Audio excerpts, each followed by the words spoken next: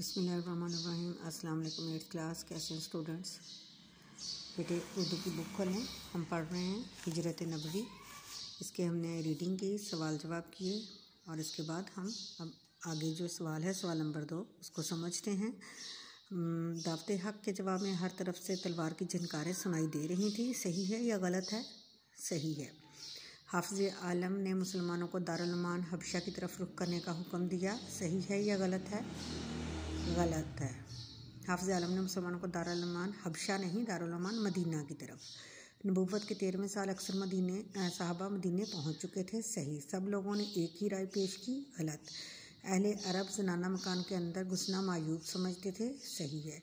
फ़ातिह खैबर के लिए कत्लेगा फर्श गुल था। ठीक। हज़रत अबू बकर सदीक़ रज़ी अल्लाह तआला का ग़ुलाम रात गए बकरियां चुरा कर लाता। ठीक है। हज़रत आयशा रज़ी अल्लाह तआला अन्हा घर से खाना पकाकर गार में पहुंचा आती थी। हज़रत आयशा नहीं, कौन थी? हज़रत अस्मा। तो ये गलत है। सुबह क्रैश की आंखें खुली तो पलंग पर हुज़ूर सल्लल्लाहु अलैहि वसल्लम की बजाय जनाब अमीर को पाया। सही है या गलत? सही है। नबी अकरम सल्लल्लाहु अलैहि वसल्लम की तशरीफ़ आवरी की खबर मदीने में पहले ही पहुँच चुकी थी। ठीक है। अगला है कालिम को मिलाना है।